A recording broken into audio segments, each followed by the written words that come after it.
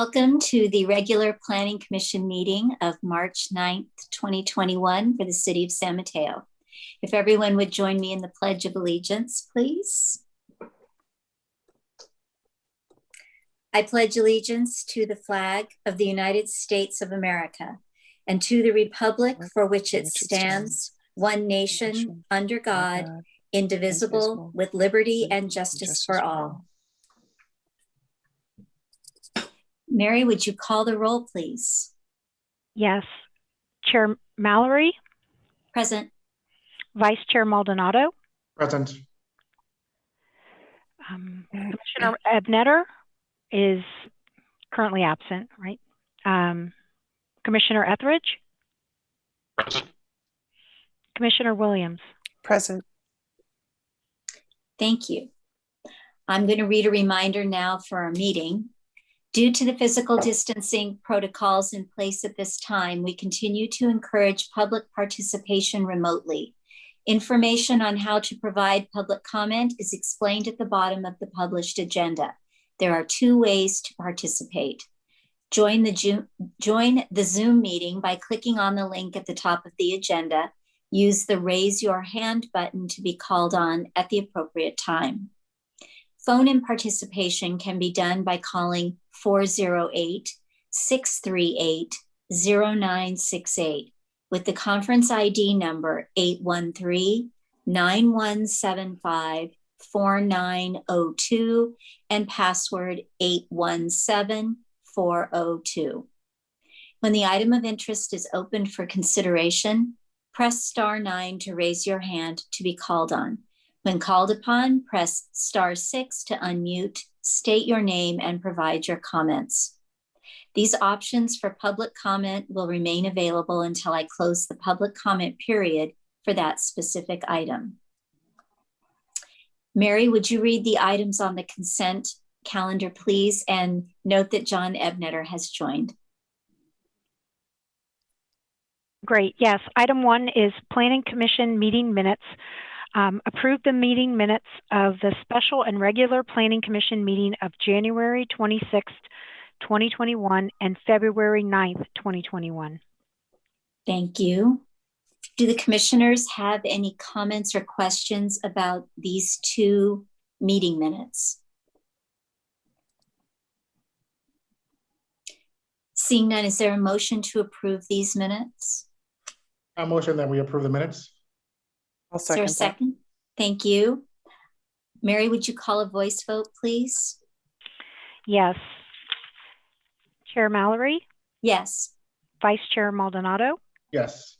Commissioner Ebnetter? Yes. Commissioner Etheridge? Yes. Commissioner Williams? Yes. Thank you. That passes 5-0. For the public comment, members of the public may speak on general items of interest within the Commission's jurisdiction that are not listed on the agenda.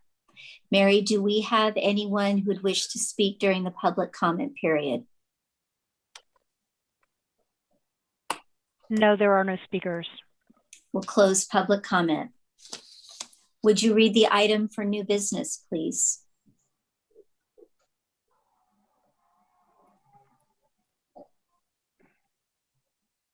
Yes. Item 2, state housing legislation update. Thank you. Gabrielle, can we turn it over to you? Yes, good evening, commissioners. I'm Gabrielle Whelan, an assistant city attorney with the city. And the commission had asked for a review of important housing laws that have been enacted recently. There have been about 20 of them.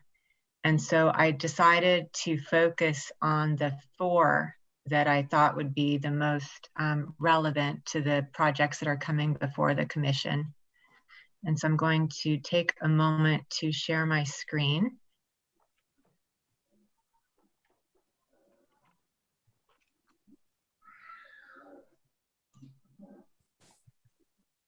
Can you all see that? Yes. Yes. Okay, great. All righty. And I would like to acknowledge Brian Alexander from Community Development, who helped to review this presentation. And he's at the meeting tonight if any questions come up for CDD.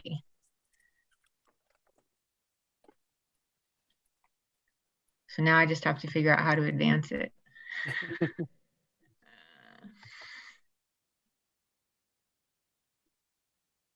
All right. So, and stop me anywhere along the way, because this is, you know, it's, if you have any questions, it'll be interesting to talk about them. And so these are the four that I thought were coming before the Planning Commission the most frequently. The first is some recent amendments to density bonus law. And I know that the Commission has seen a lot of density bonus projects.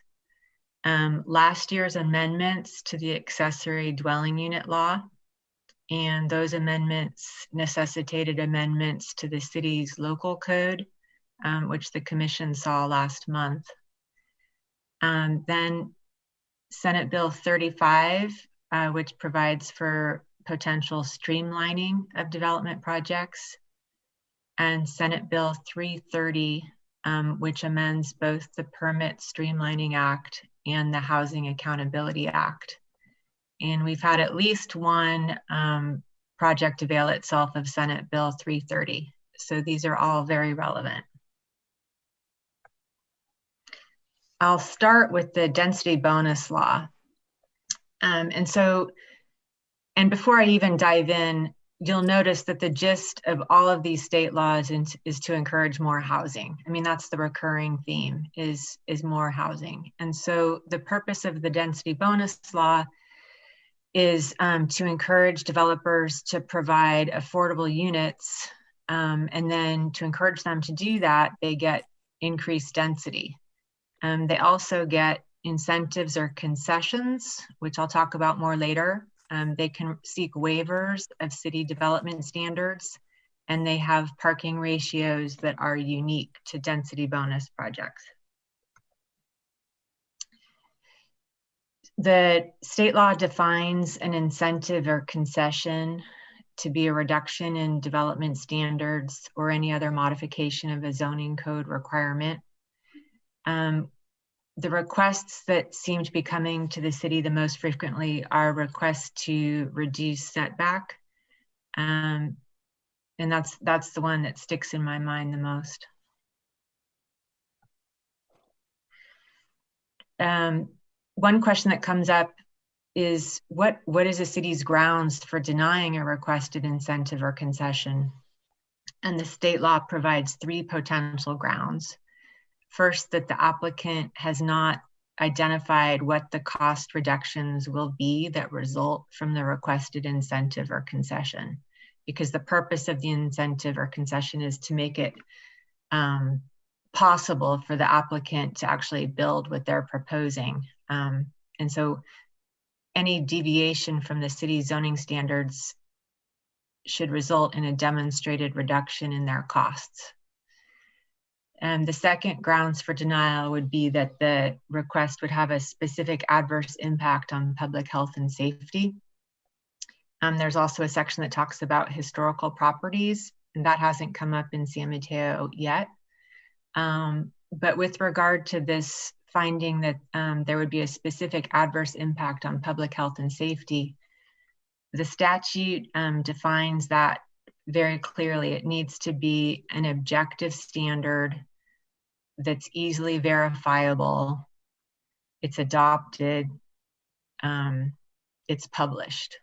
And so it can't be something that's made up, ad hoc, on the fly. It needs to be some sort of standard. And so the example that comes to mind the most readily for me for that is at street corners, the city has a required line of sight triangle.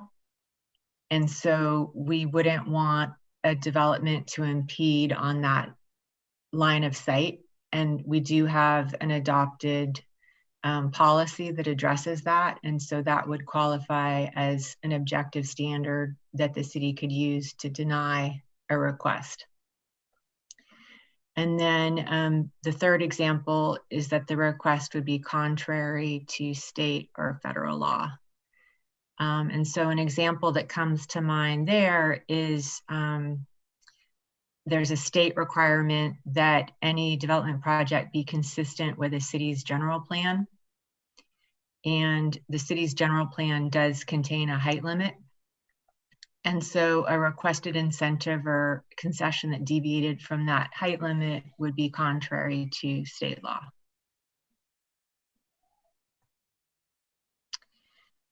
So you all probably remember when Mid-Penn came before the commission, and it was interesting. At the time that that project came, the state law had provided for increased height, but not for incentives or concessions. And so that project needed a number of incentives or concessions to make it work at the proposed height. Since that time, the density bonus law has been amended, and the state law does now provide for up to 4 incentives or concessions.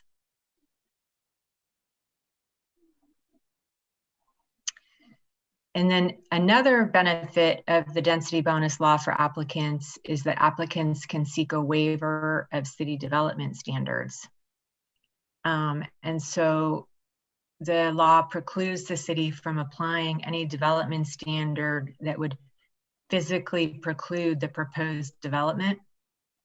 And this has come into play with at least one project before the city, and it involved a request to have reduced setbacks at the property line. And it was true that the city setback requirement would have precluded the development as proposed. And so under the density bonus law, the city was required to approve that deviation as a waiver. It is worthwhile to go over the grounds for denying a requested waiver. And so the first one will look familiar. That is a specific adverse impact on health, safety, or the physical environment. And again, it's defined in the statute to be an objective standard that's been adopted by the city, such as that view triangle at street corners. The second would be that there will be an adverse impact on real property listed in the Register of Historical Resources. And the third is that it would be contrary to state or federal law. Gabrielle? Yes. I think, isn't that view triangle not at street corners, but at every property line? So that even if your property is mid-block, you're required to keep that view triangle. I mean, I know it doesn't matter to your discussion, but it's probably, yeah, I'm not sure.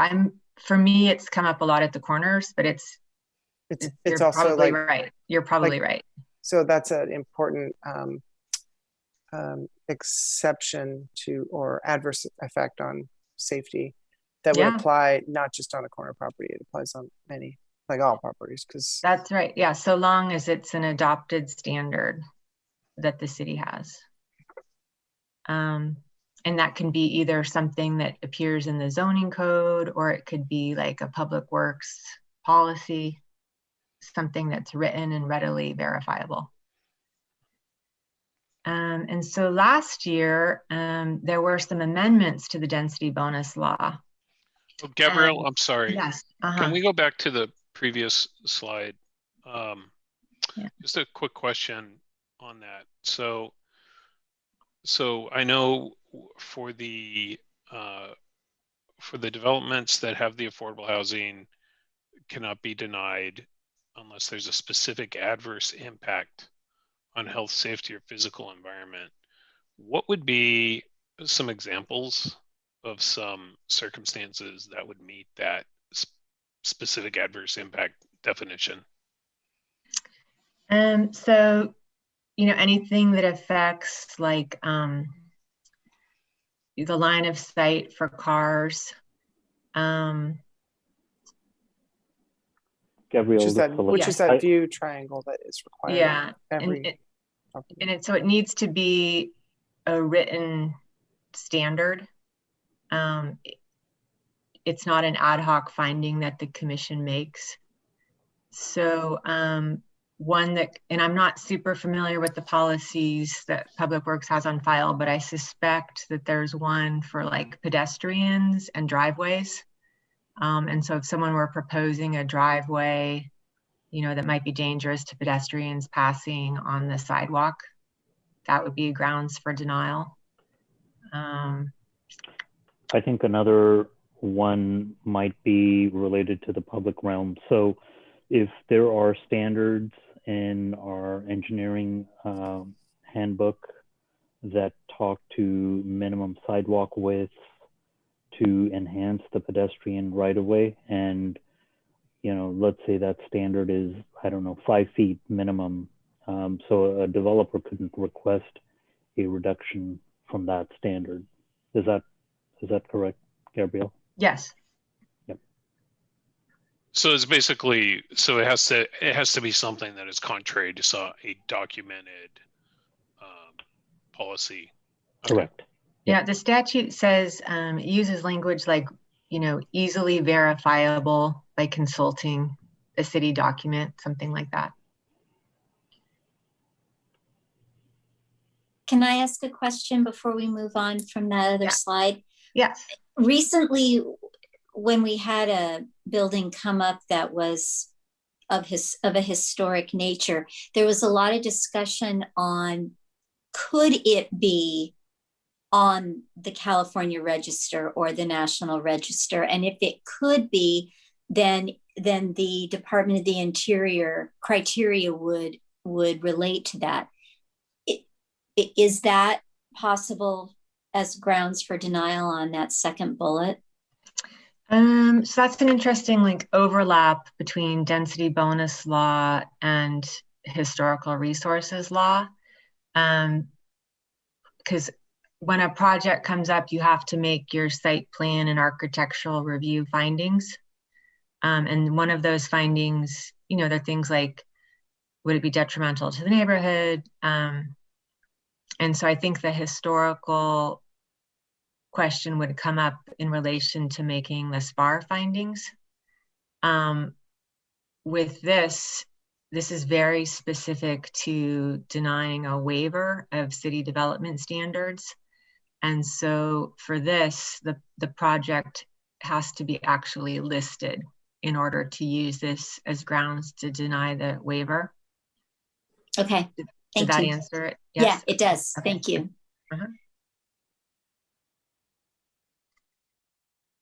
And so last year, the legislature increased the amount of the density bonus that's available. And so I won't read these numbers, but you can see that there's been, you know, an adjustment upward in the amount of the density bonus that's available. So that's just something to bear in mind, because you may see projects this year that are using a different number than you saw last year, and that's why. Are we ready to move on from this slide?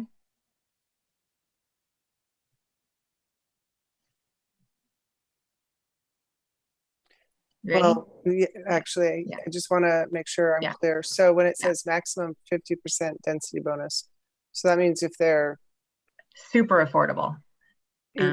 Yeah, 44%, 24, 15, but I mean the 50% of the allowable like floor area ratio, I guess, is what we're talking about. And so they can go over and above that by 50%. So in our general plan, we have density limits for different parcels. And so they can go 50% above the max that's shown in the general plan.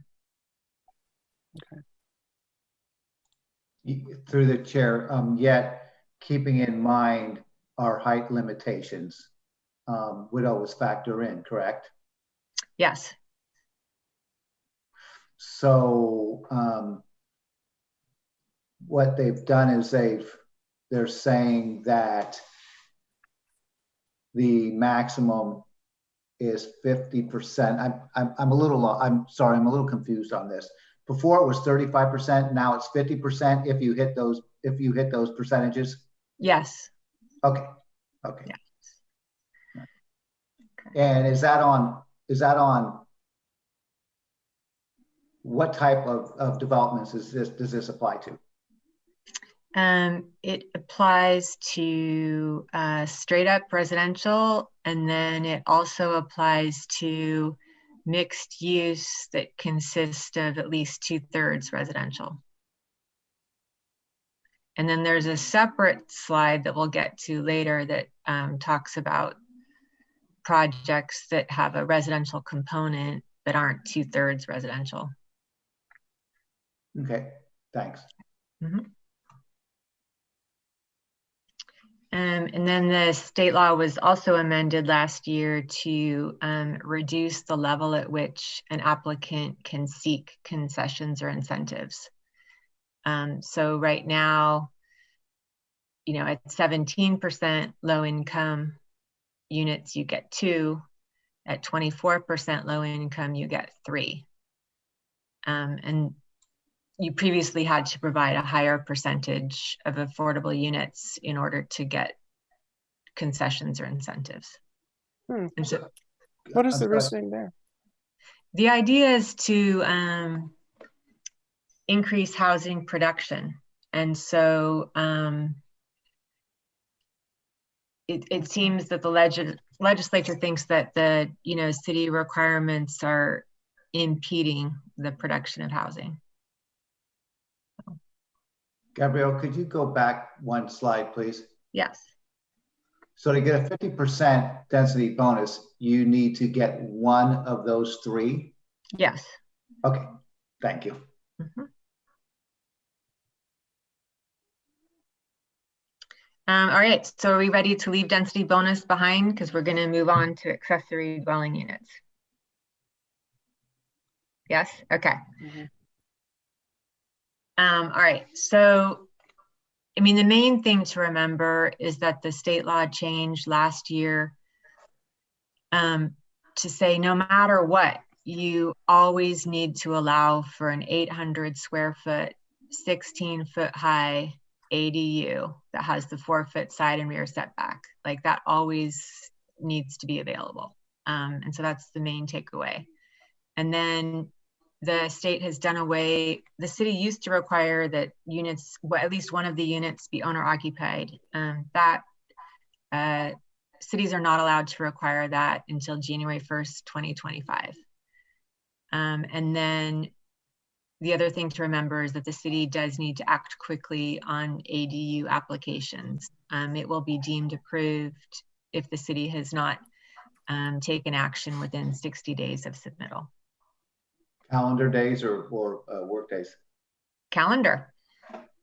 Yeah, and yeah. So why, so that's a state requirement that ADU is deemed approved? It is. So I guess I take exception to that, except that that's very unlikely that the city would not act upon it within 60 days. But if they didn't act, that just seems a little unreasonable. Like people could build whatever they wanted without the city seeing it. Yeah, it's just if there was really some reason why it got like lost in the shuffle or slipped through the crack or who knows what, but like that just seems kind of yeah, I mean, the one saving grace is it does have to have been a complete application, so that's good. It's 60 so days. it has to be deemed complete, which means that the city has to have it wouldn't be a complete submittal until the city has said it's complete submittal. So you right. Submit your stuff and then planning will get back to you and say this is complete, and then right. Your 60-day clock starts. Right. I still think it's fast for sure.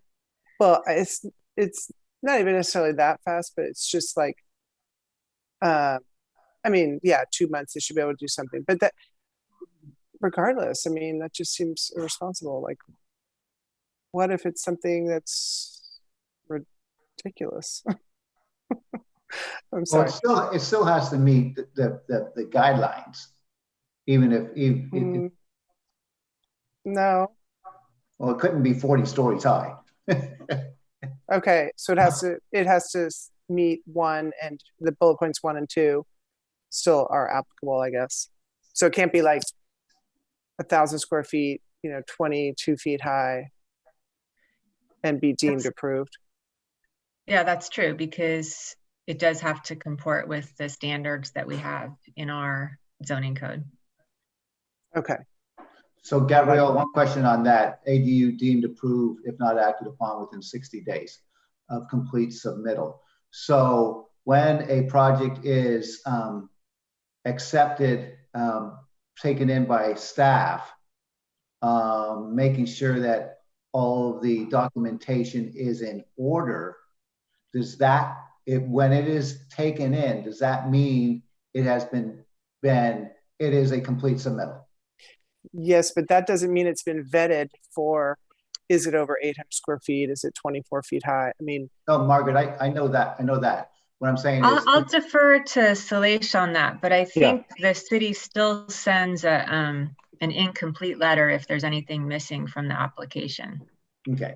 That's exactly right. So we would need to make sure when that application is presented to staff, we have a checklist of documents. Once we make sure that those documents are in order, we deem it complete, and then the clock starts. However, if they submit 90% and there's some technical document that's still missing, we have the ability to ask for additional information that's in our checklist. I think what Commissioner Williams was hinting at is what the city can't do is start this back and forth either while the application has yet to be deemed complete or shortly thereafter, and add something additional to the list that, oh, by the way, we forgot this, please provide this additional information.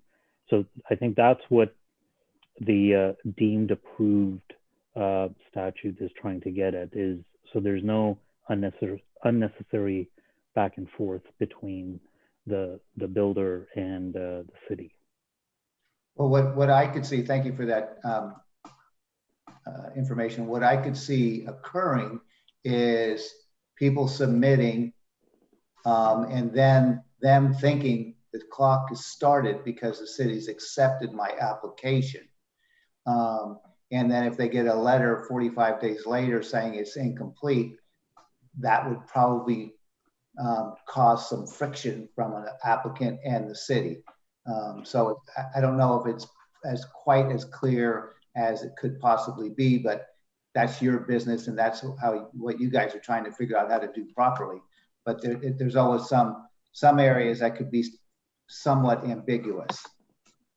Right, and we have statutory requirements, the Permit Streamlining Act being the main one, where we have 30 days. Once we're presented an application, we have 30 days to deem it complete or not. Okay, gotcha. I think my point was missed a little bit though, because what I read into this is that the applicant submits their documents. It's stated by this, you're notified by the city that your application is complete and it's being routed to the planner for review. And then if for some reason 60 days goes by, the applicant can consider their project approved, even if it doesn't, wouldn't be approved for some reason otherwise. Like perhaps it has some problem, some reason why it would, like maybe it's 20 feet high. And so it seems like that, but I'm not sure if that's true or not. I guess it's... So I think, again, these are, while planning looks at these applications, they're building permits, which are not discretionary. So the intent here is to take as much of that guesswork or subjectivity out of the equation.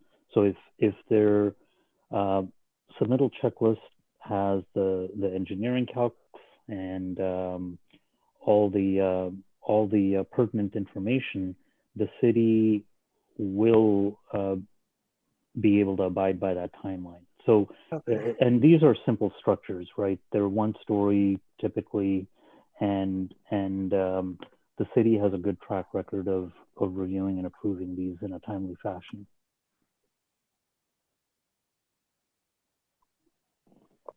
Thank you. Okay.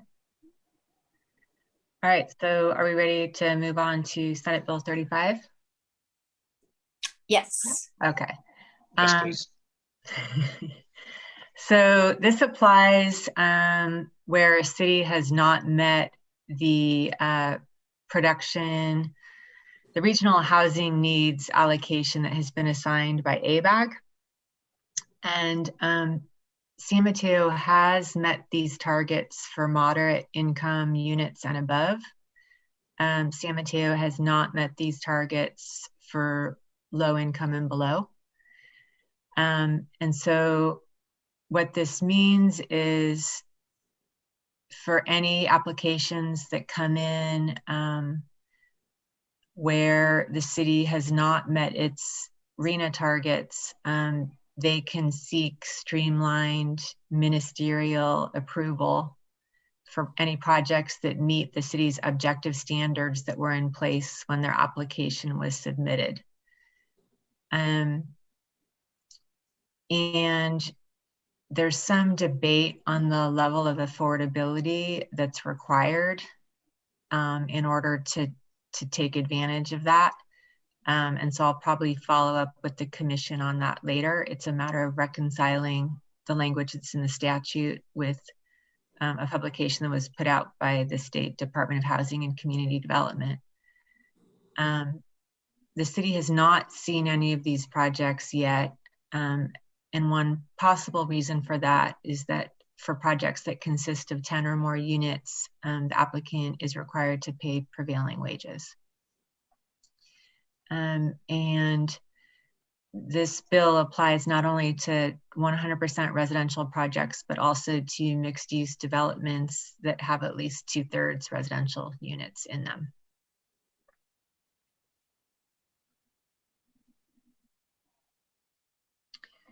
And so streamlined ministerial review means, as Salesh was describing, it's like a building permit, like we just go through a checklist and see if it meets those requirements. And then it does need to be done pretty quickly. If it's 150 or fewer units, the city has 60 days to determine eligibility. If it's more than 150 units, the city has 90 days to determine eligibility. And as I said, the city can only apply those objective standards that it has adopted at the time that a complete application was submitted. So that's no subjective judgment. And the other interesting thing is those projects are not required to do CEQA.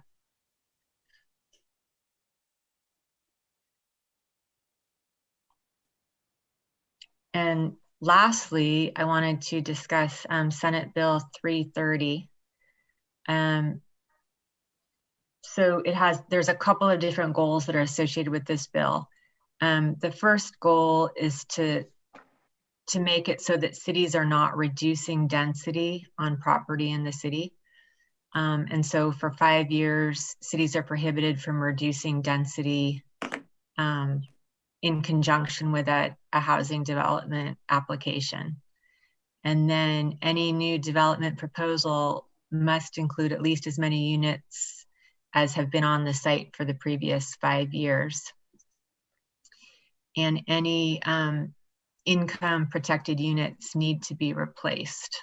Or sorry, protected units, so that's actually broader than just income limits.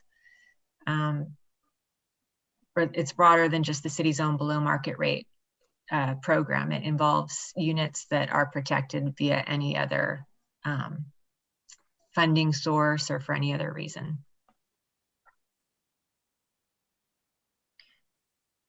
The part of Senate Bill 330 that has come up the most frequently, I think, in the city is the concept of submitting a preliminary application.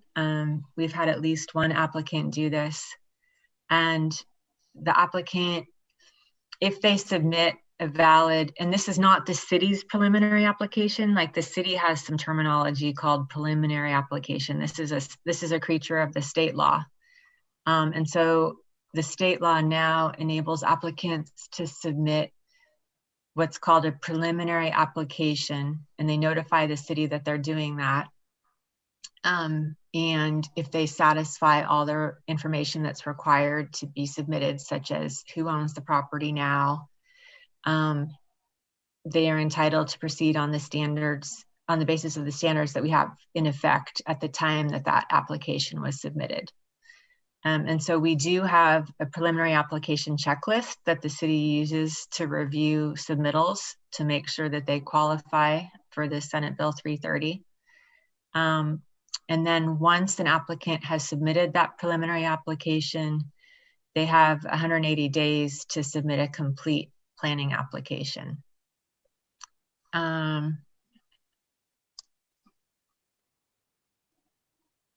And if they don't succeed in doing that, the preliminary application expires. And then there was a recent bill just last year that said if an applicant decides not to submit a preliminary application under SB 330, they are still entitled to use the standards that were in effect on the date that they submitted a complete application to the city.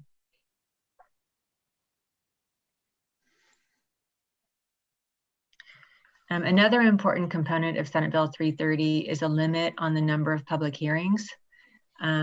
Once the city's objective standards have been satisfied, the city can hold no more than 5 public hearings.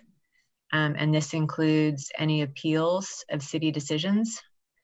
So the city has to be really cognizant of that. But it does not include the neighborhood meetings, because those aren't city-sponsored meetings, but it does include study sessions or planning commission hearings. And then this limit does not apply to any legislative approvals. So there's a distinction between legislative approvals like general plan amendments, specific plan amendment, zoning code amendments versus quasi-adjudicatory decisions. And so the quasi-adjudicatory decisions are things like SPARs. And so SPARs are subject to that 5 public hearing limit, but any amendments to the code would not be subject to that limit.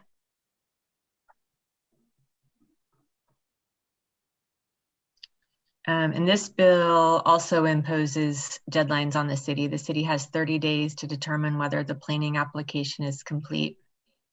And then these deadlines match up with Senate Bill 35. Actually, they're even shorter. So if it's 150 units or fewer, the city only has 30 days to tell the applicant whether or not they're consistent with city standards. And if it's a larger project, the city has 60 days.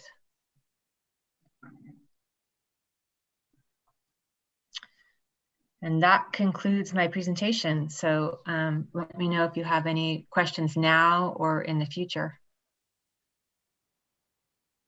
Thank you, Gabrielle. Would anyone like to ask any questions?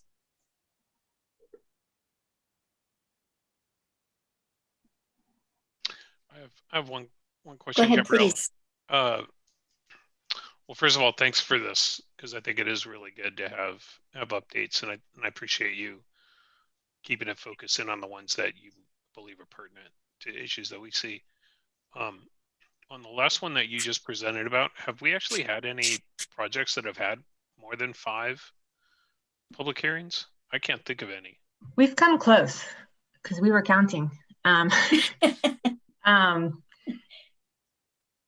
I think we had one that had either 3 or 4. Yeah, I didn't have any other questions on this. I appreciate the summary. On the next slide, where it says there's 30 days to deem it complete. I think it was the one after that. Mhm. So that, I guess I thought that was already something, because I know the building department, as we've talked, as Salish mentioned earlier, building department already has it. I think it's a state law or state mandate. Yeah, that's true. That was already part of the Permit Streamlining Act. But maybe that didn't apply to planning applications. I think it did. And so I'm not sure what Senate Bill 330 really added to the existing law. You're right. With regard to that 30-day deadline. Yeah. Oh, I know. If under the Permit Streamlining Act, that 30 days kicks in. Now I'm thinking of the deadline to approve it, because I know under the Permit Streamlining Act, there's a deadline to either approve or deny a project, but that deadline only kicks in once the city's done CEQA. And so it's rarely an issue because the city's always doing CEQA at the same time that it hears the application. And I'm guessing that the 30 days was only in effect for building department submittals, not planning. I'd have to get back to you on that. Either way, now they both have 30 days, so it's okay.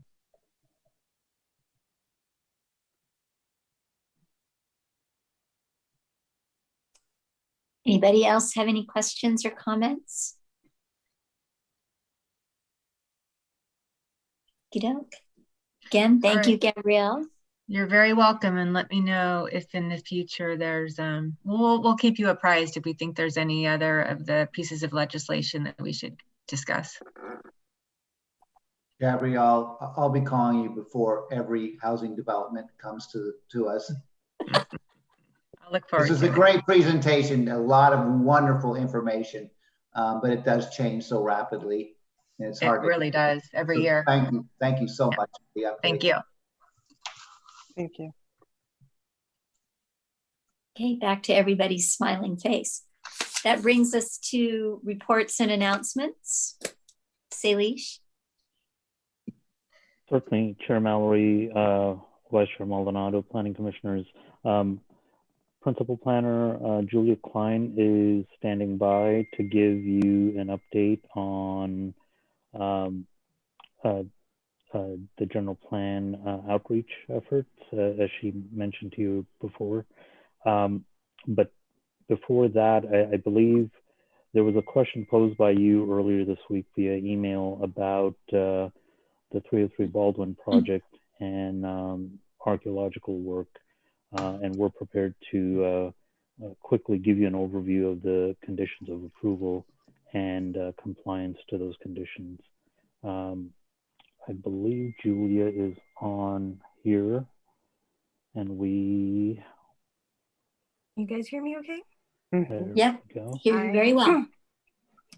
Regarding the 303 Baldwin project, the question pertained to archaeological resources. So I went back through the conditions of approval for the project and counted there's 6 conditions of approval pertaining to cultural resources, and it covers everything from requirement for on-site testing, and then excavation monitoring, as well as training of construction workers before any work is initiated. The testing and worker training were completed last year. I was not on hand for the actual soils testing, but the archaeological consultant firm that Basin Research that the city hired, which the developer paid for, but the scope of the contract and the reporting is actually managed by city staff. Basin conducted the testing, the project site itself, and then provided a report for us to review. So all of that was completed last year. I was on hand for the worker training. That was also completed in December. And then the site monitoring work began in mid-December through the end of December. And then based on the work that was scheduled, they didn't do any site monitoring in January because they weren't excavating soil during that period. Monitoring resumed at the beginning of February and has continued. The next part of the work is basically going to be offsite excavation for utilities and sewer work that we are expecting to begin later this week or early next week. And so we're coordinating actively with Basin to have their staff for that monitoring work. And we're also coordinating directly. I am actually coordinating directly with the general contractor to make sure that we have those dates and that Basin is available to do the monitoring work. I do have copies of the monitoring work the summary of the monitoring work that they did in December and through February. And so that's available. If anybody here is interested, I can send you a copy. And I also have copies of the previous reports that were done during the testing of the on-site work. And so in summary, based on the monitoring work that they have done in December and in February, they found no evidence of archaeologic sensitive materials. The lead consultant indicated that based on the amount of sort of work that had been on that site in that area related to past construction projects, the soil and all the sampling that they did basically show that that area had been disturbed previously. So the more detailed monitoring that they've done more recently confirmed that there was nothing of a Native American or other culturally sensitive artifact that is likely to be found there. So the report actually summarizes that. Okay. I would like to get a copy of that report from their December testing. In 2018, 8 core samples were taken. Yes. 6 of the 8 had both intact and not intact archaeological findings. So the fact that they found nothing when they went in there, I find very concerning.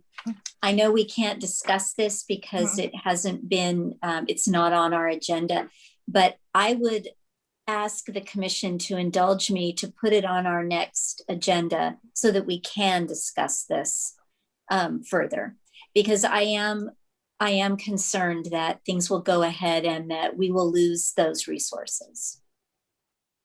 So if someone would be so kind as to make a motion to add this to our next agenda, I would appreciate it. Through the chair, is that how we can address items? Is that how we can pick them? How we what? Is that how we have the ability to place an item on the agenda at this time of a meeting? Yes. Yes. We can do that. Okay, then I would support that. I would find it very interesting. And is there a second? I'll second. Seconded. Thank you. And Mary, would you do a voice vote, please? Yes. Chair Mallory, Yes. Vice Chair Maldonado, Yes. Commissioner Ebnetter, Yes. Commissioner Etheridge, Yes. Commissioner Williams. Yes.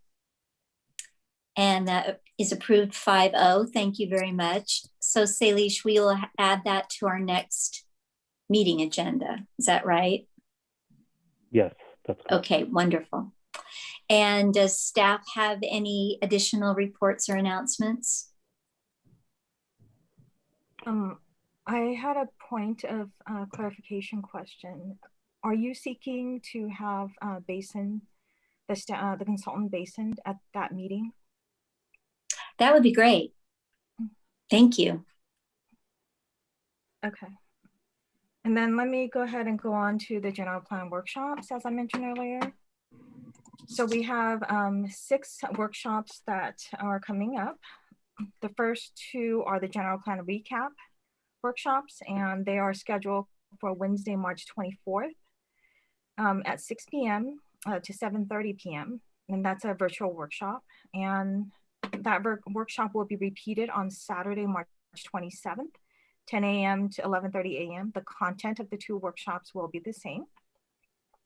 The next set of workshops are an introduction to the housing element, and that's scheduled for Tuesday, March 30th, 6 p.m. to 7:30 p.m., as well as Saturday, April 3rd, from 10 a.m. to 11:30 a.m. The third set of workshops is titled Imagining Scenarios for San Mateo's Future. These will be covering the 3 draft alternatives, which we initially introduced to the community back in early March 2020, right before COVID and all the shelter-in-place orders. So we're reintroducing the same content in a virtual format for the community. The 2 workshops are scheduled for Thursday, April 15th at 6 p.m. to 8:30 p.m. So note the time, it is going to be longer. And also from on Saturday, April 17th from 9:30 a.m. to 12 p.m. or noon. We are going to be sending out emails and posting the workshop information on the strivesanmateo.org website, as well as on the city website for the housing element update effort. Thank you. Thank you. Okay, does anybody on the commission have anything they need to report on or announce? Through the chair, I was just curious what we've got on the docket for our next meeting in March, and then do we have things scheduled for April?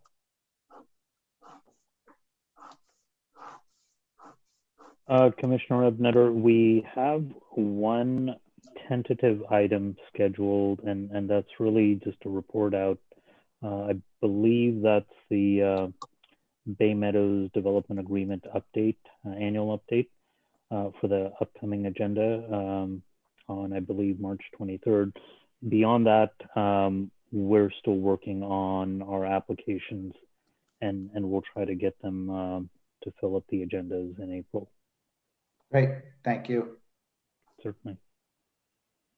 Okay. If I could just bring up one item, I was, if you wouldn't mind, I was downtown this afternoon picking up lunch, healthy lunch at Sweetgreens. And I happened to notice that the Benjamin Franklin Hotel is all boarded up. And I was surprised and disappointed to see that. And I was wondering if the staff was aware of that, if you have any context behind that.